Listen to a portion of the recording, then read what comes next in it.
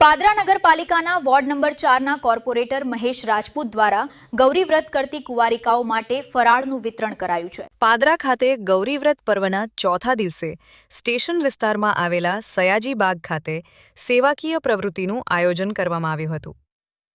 Ward number 4ના corporator તેમજ બાગ બગીચા સમિતિના ચેરમેન મહેશ રાજપૂતના માર્ગદર્શન હેઠળ ગૌરી વ્રત કરતી દીકરીઓ માટે ફરાળ વિતરણનું આયોજન કરવામાં આવ્યું હતું।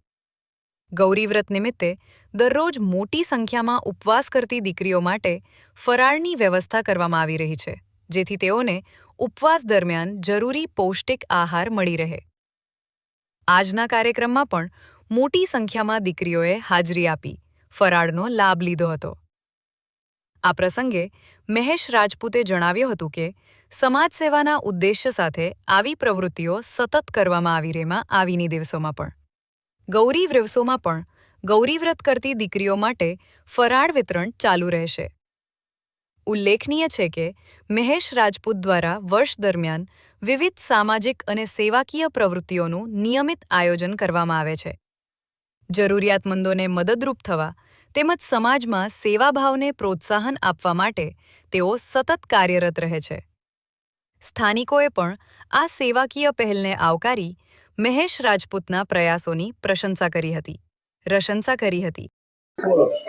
આજ રોજ હું વોર્ડ નંબર 4 મારું નામ છે મહેશભાઈ મેલાભાઈ રાજપૂત અને વોર્ડ નંબર 4 માંથી મને ભારતીય જનતા પાર્ટીએ જે ટિકિટ આપી છે અને એની સાનિધ્યની અંદર સત્યનેશી ઝાલા બાપુ એમનો હું ખૂબ ખૂબ આભાર માનું છું।